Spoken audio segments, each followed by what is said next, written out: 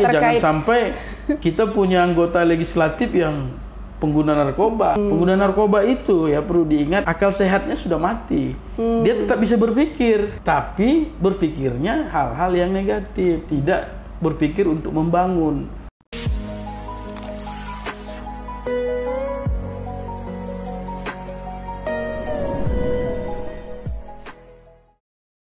Assalamualaikum warahmatullahi wabarakatuh. Jumpa lagi dengan Amel di Mimbar Fokus. Kali ini kita menyapa mantannya dulu, wartawannya di Mimbar Umum. Ini Bang, aku kenal dengan Bang Rion Aritonang. Iya, dulu Bang. Tapi sekarang di kartu namanya nih, aku malah ketemu namanya tuh Rion Arios. Nah, itu apa tuh Bang, Rion Arios? Arios itu marga juga. Marga juga. Aritonang Ompu Sungguh. Jadi disingkat dia jadi Arios. Lebih keren tapi memang Bang ya, lebih keren. Lebih keren, pendek, singkat, lengkap dia. Udah jadi trademarknya Bang Rion. Udah. Oke. Bang, ini Bang, ini kan kita bicara awalnya nih, Abang sebagai wartawan, dan aku ada catat dikit nih, beberapa catatan tentang Abang. Ini banyak nih, bukan cuman wartawan. Abang dulu wartawan katanya dari tahun 2001 sampai 2013. Kemudian setelah itu Abang ke advokat ya Bang ya? Iya. Ke advokat itu lulus Fakultas Hukum dari Universitas Dharma Wangsa. Iya. Bang, sebelum kita bahas lebih lanjut lagi, kayak banyak nih, panjang nih Bang ya kan? Iya. 2 kali aku untuk nge-scroll ya. Nah, jadi sebelum kita bahas yang selanjutnya, aku pengen tahu tuh Bang, kenapa Abang seorang wartawan terus pengen tuh jadi advokat itu? Kenapa gitu? Nggak menjanjikan atau apa itu Bang dengan wartawan? Ya, terima kasih lah. Ternyata sebelum saya hadir di sini udah di riset dulu ya. Iya, harus. Iya. Pertama di 2001 saya mulai jadi wartawan pun karena ada pengalaman. Saya 96 sampai tahun 2000 itu ada di Jakarta. Nah, di Jakarta dari tahun 96 sampai 98 itu adalah peristiwa nasional kita ya. Iya, Orde Baru ya, jatuhnya Orde Baru. Penggulingan Soeharto ya, kemudian aksi besar-besaran mahasiswa merebut DPR RI sehingga Presiden Soeharto waktu itu juga menyatakan mundur. Selanjutnya krisis moneter dan lain sebagainya. Jadi pengalaman 96 sampai tahun 2000 itu memang cukup menempah saya hingga berubah menjadi orang yang lebih kritis. Nah, di tahun 2000 saya pulang ke Medan, saya lihat ya, kondisi kota Medan, secara khusus tempat kami lah ya di Belawan. Melihat kondisi seperti itu, ya karakter kritis tadi muncul juga, sehingga ada beberapa teman mengarahkan lebih baik jadi wartawan gitu. Jadi 2000 itu dari tahun 2000 sebelumnya Abang apa itu Bang sebelum menjadi wartawan? Ya tahun hanya 2000. aktivis saja. Aktivis aja. Aktivis di Jakarta dulu kan. Oh, jadi merasa bekerja juga lah, ada bekerja sebagai karyawan. Gitu. Jadi dari aktivis Abang merasa bahwa suara sebagai aktivis dengan suara sebagai wartawan itu lebih kuat untuk menyuarakan. Bisa disalurkan. Gitu ya. Bisa disalurkan. Aspirasi kita sebagai aktivis itu lewat media. Akhirnya saya pertama waktu itu belum di Mimbar Umum, masih di media cetak mingguan lah dulu di Belawan. Lalu di tahun 2003 saya mulai di Harian Mimbar Umum. Jadi 2 tahun, 3 tahun saya ketiga tahun saya di media mingguan. Di 2003 saya bergabung di Harian Mimbar Umum. Waktu itu yang ngetes saya itu seleksi ya, seleksi masuk Mimbar Umum itu Pak Suyadisan dulu. Suyadisan ya, dia nge-host juga ini Bang. Dengan Pak almarhum Pak Janib, Sijan ya. Itulah pengalaman saya. Nah, lalu saya jadi jurnalis sampai tahun 2013 ya, 13, tapi di tahun 2010 saya menyelesaikan S1 saya. Nah, lalu di 2013 saya merasa saya udah di beberapa media ya, ada di Harian Batak Pos, kemudian saya menjadi pemimpin redaksi di salah satu media online, di Kota Medan. Saya lihat apalagi ya setelah jadi Pemret apalagi ya gitu. Saya lihat nggak ada lagi yang tertinggi ya pemimpin redaksi di wartawan ini kan. Karena kalau jadi pemimpin umum pun itu sebelahnya bukan di atasnya. Itu bagian manajemen. Ya. Nah, lalu saya ikut pendidikan khusus profesi advokat. Karena saya pikir ya aspirasi tadi di media, lalu coba kita salurkan jadi praktisi hukum praktisi lah. Hukum ya Bang ya. Advokat. Oke, Bang. Setelah Abang lulus jadi advokat S2 ya Bang dari Universitas Darmawangsa. Bang, ini aku baca nih. Setelah itu Abang menjadi sekretaris DPC Granat Gerakan Anti Narkoba. Pasti Abang bahas narkoba pasti banyak tuh ya. Kita simpan dulu Bang. Terus Wakil Ketua Himpunan Nelayan Seluruh Indonesia Kota Medan. Itu apa hubungannya tuh? Hukum juga. Hukum juga, cuman satu narkoba tuh yang pasti harus paling enggak Abang pelajari dengan expert ya gitu kan. Kemudian narkoba dan nelayan juga harus Abang pelajari dengan expert ya Bang untuk di Kota Medan ini. Terus, setelah menjadi itu, Abang kemudian aku ada baca nih Kepala BBH ya Bang ya, Badan Bantuan Hukum dan Advokasi Rakyat untuk PDI Perjuangan. Nah, cabang nih, Kota Medan. Cabang Kota Medan. Nah, ini untuk di Pradi juga karena advokat juga Bang ya, Wakil Ketua Pradi di Kota Medan ya Bang ya. Nah, terus aku gini Bang, Abang udah ke advokat, terus ini PDI Perjuangan berarti pasti harus jadi Abang masuk ke salah satu partai politik jadinya ya Bang ya. Nah, kenapa Abang memilih untuk terjun ke partai politik ini Bang? Ya sebenarnya saling berhubungan itu tadi. Dari 98 kemudian jadi wartawan karena untuk menyalurkan kritikan, aspirasi tadi melalui media, kemudian jadi praktisi hukum, lalu jadi politisi. Ini berhubungan semua. Artinya memang antara sosial dan hukum itu memang saling berhubungan. Bagaimana kita dapat membantu masyarakat dengan sarana yang kita punya. Karena kalau kita nggak punya sarana, sulit kita bisa membantu masyarakat, ya kawan-kawan kita, saudara-saudara kita yang misalnya butuh bantuan kita. Kalau di rumah saya dulu di kampung di Belawan atau di Medan Labuan, mereka kan tahu kita ini wartawan. Jadi mereka anggap wartawan itu tahu segalanya. Nah, kayak dewa ya. Jadi minta tolong apapun datengin harus kita. Bisa. Karena kalau nggak bisa dia bilang percuma dia wartawan nggak bisa. Nah itu image masyarakat. Makanya saya senang saya jadi wartawan karena orang-orang percaya bahwa kita ini bisa membantu ya Bang ya. Nah, faktanya ternyata ada keterbatasan. Nah, itulah membuat kita pengalaman juga ada minta bantu sama kita, tapi karena kita bukan pengacara, akhirnya nggak bisa. Kita cari teman pengacara untuk bisa bantu. Nah sekarang setelah jadi pengacara, saya nggak perlu lagi cari pengacara, udah bisa langsung bantu.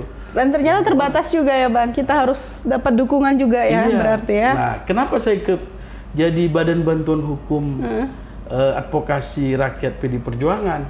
Nah ternyata faktanya ketika kita memperjuangkan hak hukum masyarakat itu, kalau murni kita berjuang secara hukum juga akan banyak kendala. Nah, jadi perlu ada dukungan politik juga. Harus itu berarti ya Bang. Misalnya ada satu ya kita bilang satu desa gitu ya, satu desa yang daerahnya itu jadi dampak hukumnya dapat merugikan mereka. Misalnya ada sebuah perusahaan ingin mengembangkan pabriknya ya dengan berbagai cara, akhirnya masyarakat di sekitar pabrik itu harus digeser lah atau belum digusur sih, tapi bagaimana caranya supaya lahannya itu bisa dikuasai sama perusahaan itu. Nah, kalau secara hukum saja kita bergerak, ya kita berarti hanya menyerahkan kepada proses hukum. Jadi setengah aja yang kita kerjakan gitu, nggak membantu secara keseluruhan ya Bang. Kita berserah kepada proses hukum, ya di tangan Pak Hakim atau Bu Hakim lah keputusannya.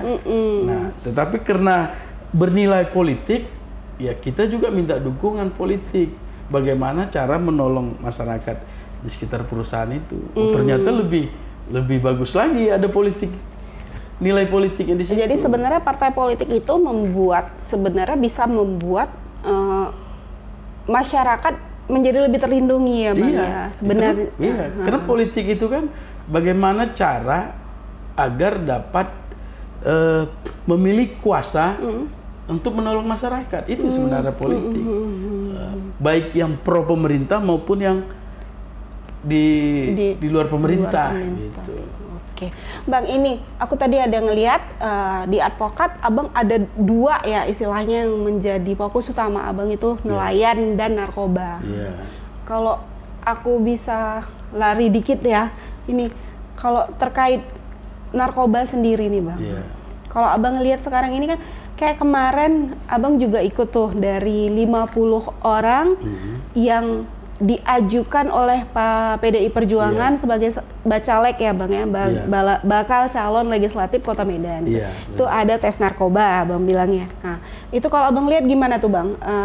Langkah-langkahnya sudah sesuai nggak untuk tes narkobanya dan penilaian Abang sendiri? Iya, secara formalitas sudah memenuhi syarat.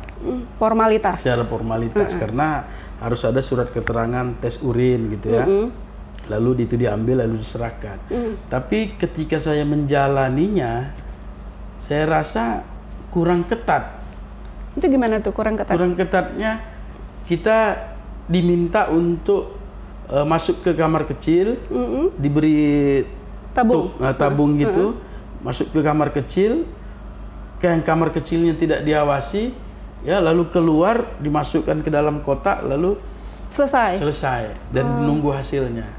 Maksud saya di sini kalau memang serius ini tes narkoba ini harus ketat. Harus ada pengawasan ya, Bang. Iya, jangan sampai air seni orang lain yang ketukar. Memang sengaja mungkin kan.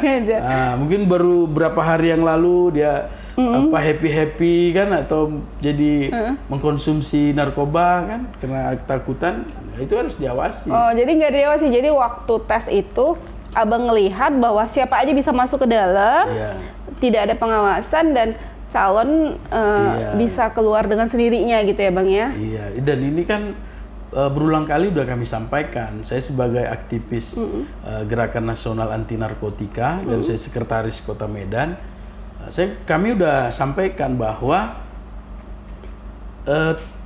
agar bakal calon legislatif ini dites narkoba itu sudah diokekan, tapi harusnya diikuti dengan pengawasan yang memang benar-benar gitu, bahwa itu memang air seninya gitu kan harus benar-benar diawasi lah dengan benar. Jadi jangan sampai, karena kasus kayak kemarin pernah ya Bang ya, yang DPRD Kota Medan ya berapa orang itu ya Bang ya. Bahkan dilangkat, anggota legislatifnya dilangkat, bahkan jadi bandar narkoba.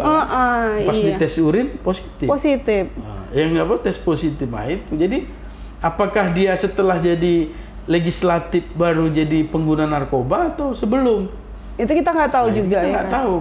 Jadi sejak awal harus dideteksi secara dini. Itu masukan dari Abang ya terkait. Jangan sampai kita punya anggota legislatif yang pengguna narkoba. Pengguna narkoba itu ya perlu diingat akal sehatnya sudah mati. Dia tetap bisa berpikir, tapi berpikirnya hal-hal yang negatif, tidak berpikir untuk membangun.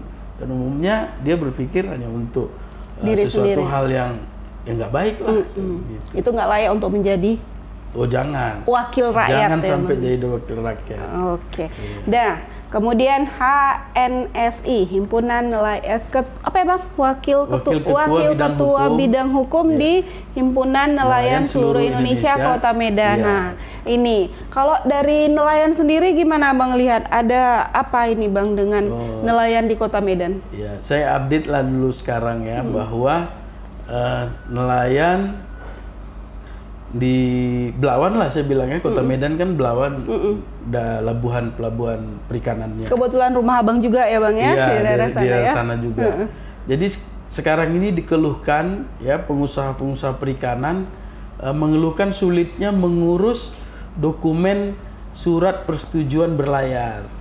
Nah, lalu beberapa hari yang lalu saya coba ke Pelabuhan Perikanan Belawan, ternyata fakta itu nggak benar.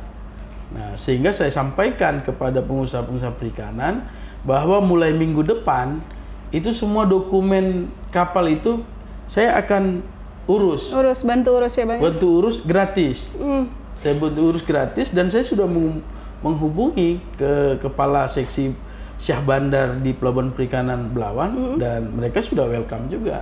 Jadi sebenarnya untuk pengurusan surat-surat itu birokrasinya sebenarnya nggak sesulit itu ya? Nggak sesulit, tapi memang ya tanpa sebut nama lah ya, ada oknum-oknum yang mempersulitnya, sehingga antara pengusaha perikanan dengan kepala Syah Bandar ini tidak berhubungan langsung. Nah, ini yang terjadi, birokrasi ini yang jadi membuat mereka sulit.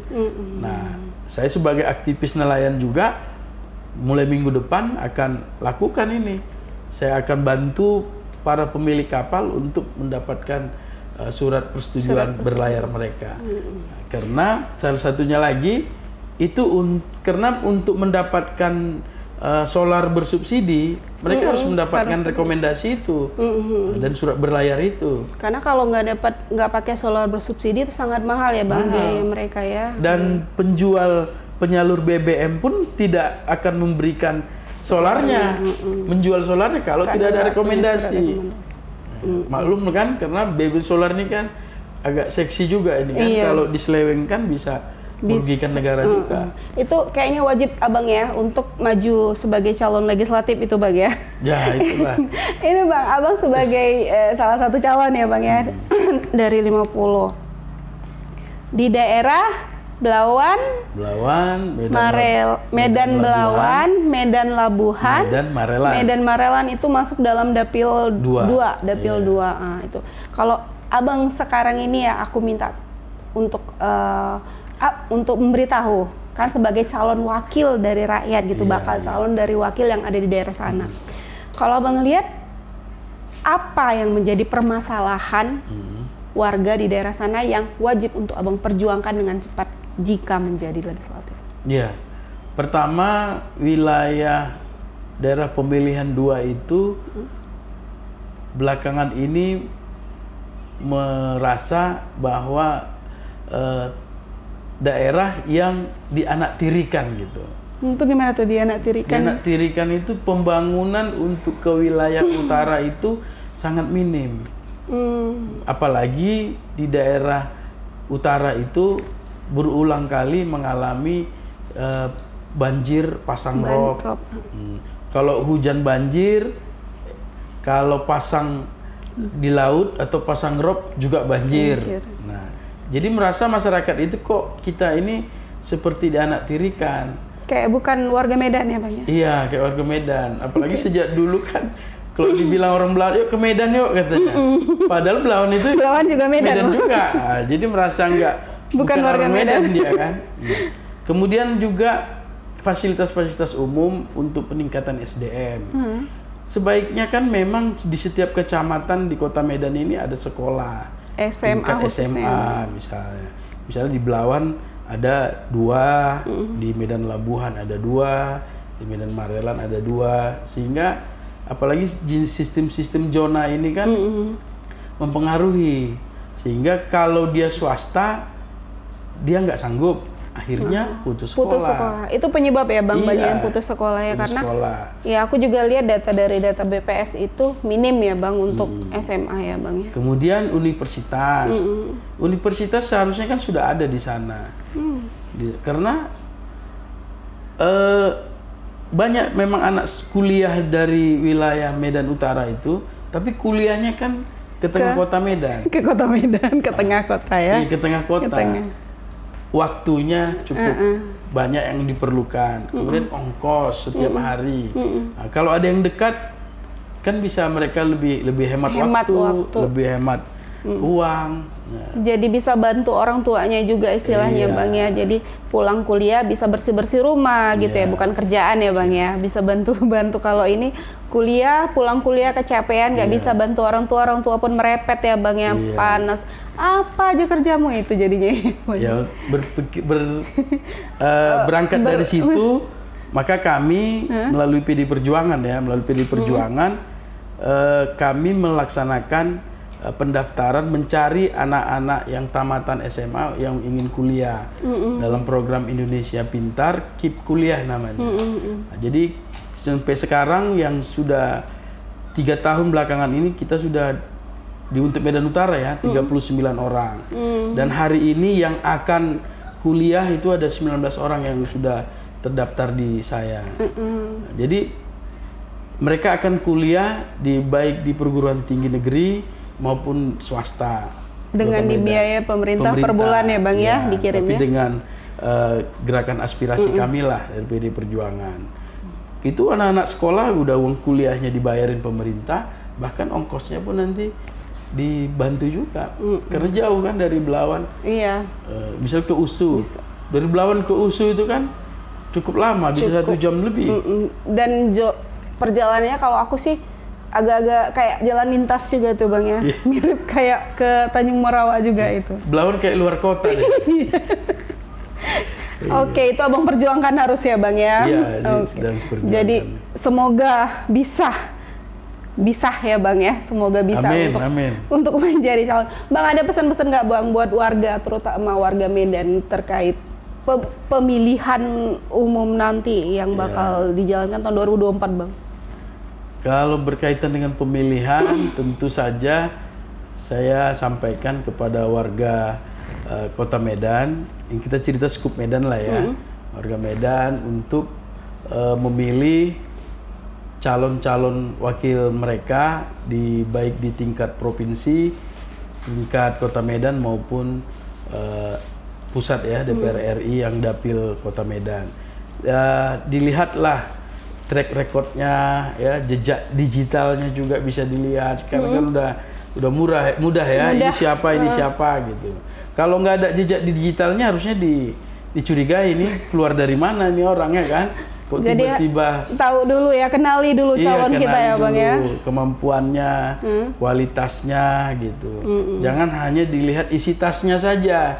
Ya, kualitasnya juga harus diperhatikan. Salah satunya seperti Abang ya, banyak tuh jejak digitalnya kalau aku lihat itu Bang. Ya, itu harus dibaca ya, biar tahu masyarakat.